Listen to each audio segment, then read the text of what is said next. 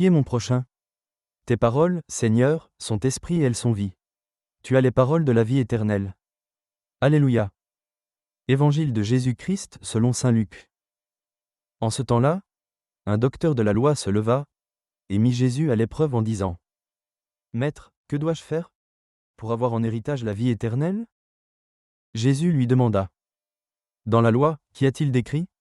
Et comment lis-tu?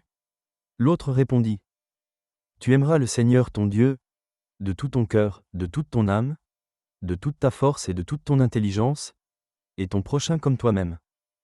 Jésus lui dit: Tu as répondu correctement. Fais ainsi et tu vivras. Mais lui, voulant se justifier, dit à Jésus: Et qui est mon prochain? Jésus reprit la parole. Un homme descendait de Jérusalem à Jéricho, et il tomba sur des bandits. Ceux-ci, après l'avoir dépouillé et roué de coups, s'en allèrent, le laissant à moitié mort. Par hasard, un prêtre descendait par ce chemin. Il le vit et passa de l'autre côté. De même un lévite arriva à cet endroit. Il le vit et passa de l'autre côté. Mais un Samaritain, qui était en route, arriva près de lui. Il le vit et fut saisi de compassion. Il s'approcha et pansa ses blessures, en y versant de l'huile et du vin.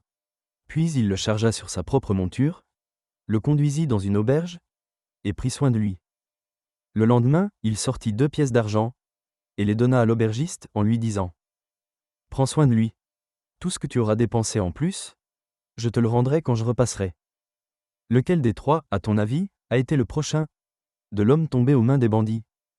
Le docteur de la loi répondit: Celui qui a fait preuve de pitié envers lui. Jésus lui dit: Va, et toi aussi, fais de même.